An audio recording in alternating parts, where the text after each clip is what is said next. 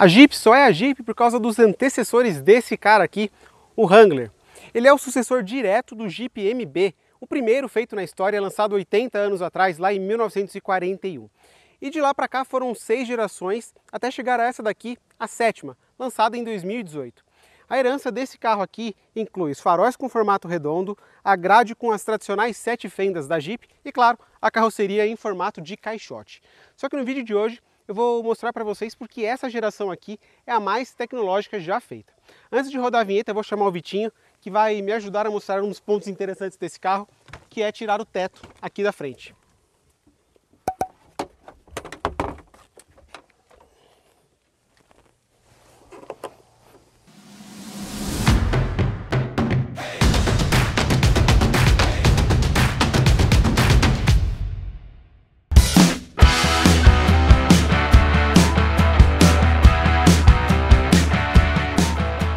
Uma das coisas mais legais desse carro são as possibilidades de customização. Ele é praticamente um Lego sobre rodas. Dá para tirar o teto, tirar as portas, rebater o para-brisa, tudo isso antes de sair rodando. E para isso, você só precisa dar uma pequena lida num manual de 700 páginas, coisa pouca, e de um kit de ferramentas que vem junto com o carro. Se você é igual a algumas pessoas que eu conheço, que só não perde a calça porque está no corpo, fica tranquilo porque a Jeep também pensou em você aqui no porta-malas. Antes de falar mais sobre isso, eu vou mostrar a abertura do compartimento, que ela é feita por uma porta lateral e o vidro que bascula para cima. Aqui dentro vão quase 500 litros e tem um nicho aqui embaixo dessa tampa para você acomodar todos os parafusos que for tirando quando quiser desmontar o carro. Tudo isso para você não perder e saber onde está tudo, até porque a Jeep indica onde são os parafusos das portas, do teto e do para-brisa. E agora eu vou mostrar para vocês como tira uma das portas do Wrangler. E eu escolhi a traseira porque é um pouquinho mais simples do que na dianteira. Aqui eu já estou com alguns passos feitos, que são basicamente baixar o vidro traseiro, porque se acontecer algum acidente o vidro quebrar ele não estilhaça para fora, separar o parafuso da dobradiça da porta e também desconectar uma tira que está com os chicotes. É coisa bem simples, coisa de 2, 3 minutos no máximo. Aqui eu deixei para vocês a fase final, que é basicamente desrosquear um parafuso em cima, o de baixo eu já tirei. Você termina de desrosquear. Ele fica aqui, eu vou colocar no bolso, mas o ideal é que você coloque lá na tampa do porta-malas e olha só, a porta está solta. Só puxar para cima e como é de alumínio é bem leve.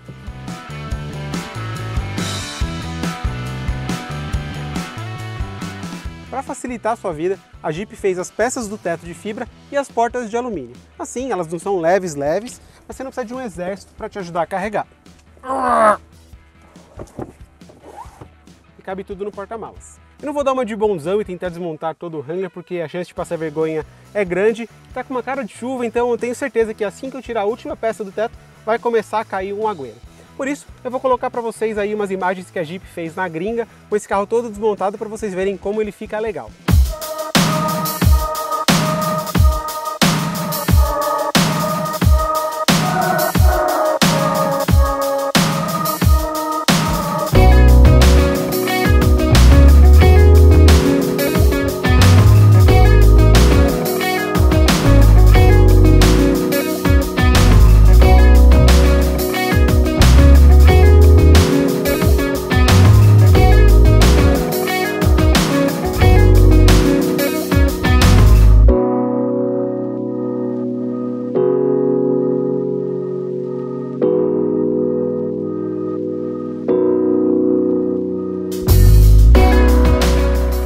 Eu vou te contar que ele não tem esse nome Rubicon à toa não, viu? Isso porque esse carro, do jeito que ele sai da fábrica, lá em Toledo, nos Estados Unidos, no estado americano de Ohio, ele é capaz de encarar a Rubicon Trail, isso mesmo, com esse inglês com sotaque bem americano. Uma das trilhas mais desafiadoras do mundo com 35 km. E para isso ele recebe diversas preparações 4x4 de fábrica, desde as mais simples e conhecidas, com uma elevada altura para o solo de 30 centímetros, pneus lameiros e também outras um pouco mais sofisticadas, como 2 diferenciais com possibilidade de bloqueio e, claro, um seletor de tração bem roots que fica lá dentro no console central. Só que não é hoje que a gente vai colocar o Wrangler na prova em uma estrada de terra. Eu vou lá para dentro, vou sair para dar uma volta com o carro e vou contando tudo para vocês, beleza?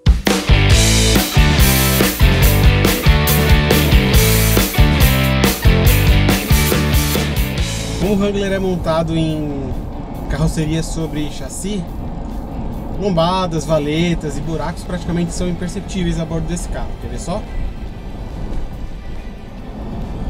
Nada. Nem parece que eu passei numa lombada. Mais uma. Essa aqui é um pouquinho maior. De boa.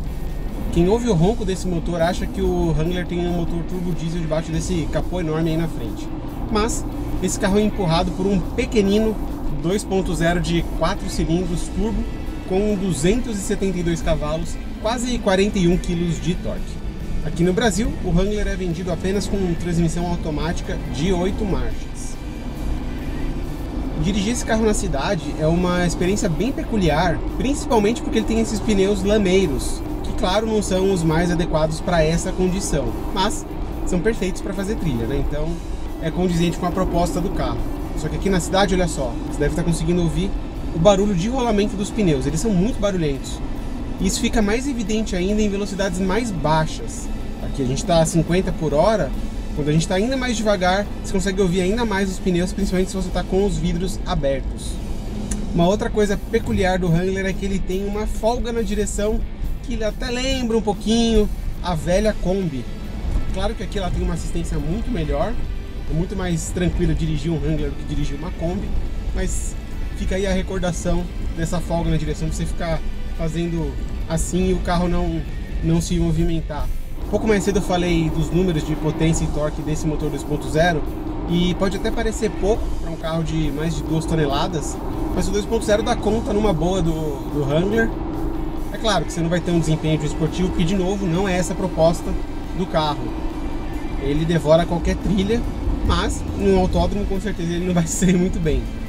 Mas segundo a Jeep, esse carro faz de 0 a 100 em 8 segundos, que é bem ok, só que a conta chega na hora do consumo de combustível. Segundo o Inmetro, esse carro faz 7.3 na cidade e não melhora muito não na estrada, vai para 7.8. Aqui, rodando na boa, a gente está fazendo uma média de 7.1 dentro da cidade.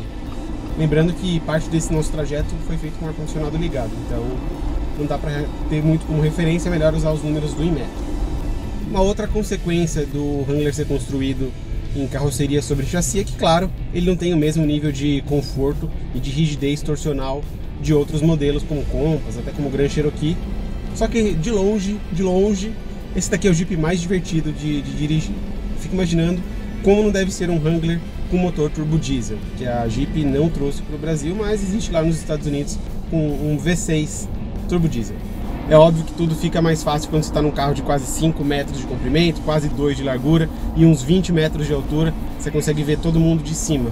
Claro, no mundo ideal todo mundo devia respeitar todo mundo no trânsito, independente do tamanho dos seus veículos, mas é o que acontece aqui no Wrangler. As pessoas temem mais você do que outros modelos.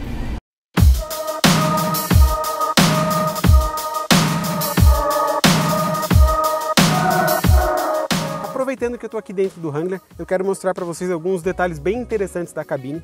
Um deles é o comando dos vidros, que fica aqui no console central. Isso tem uma razão muito simples, as portas são retráteis, então é muito mais fácil concentrar os comandos aqui no console.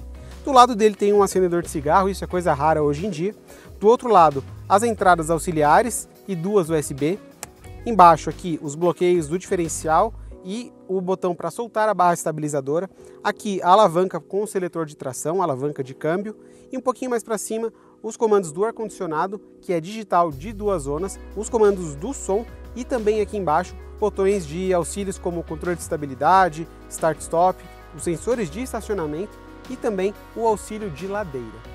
O acabamento no geral é bem ok. Aqui nas portas e na parte superior do painel o material é emborrachado e ainda tem aqui como estilo essa tira vermelha de plástico que ocupa toda a lateral do veículo. De forma geral, o Wrangler é um ótimo brinquedo para quem tem R$500 mil para colocar no carro e ele mescla muito bem o rústico com o moderno. Se me falassem que amanhã vai rolar um apocalipse zumbi aqui na Terra, que eu teria que escolher um carro para fugir de tudo isso, provavelmente seria o Wrangler. Ou então a versão híbrida que chega ainda esse ano com 100 cavalos a mais. Ou então o Land Rover Defender, mas isso daí é assunto para outro dia. Até a próxima!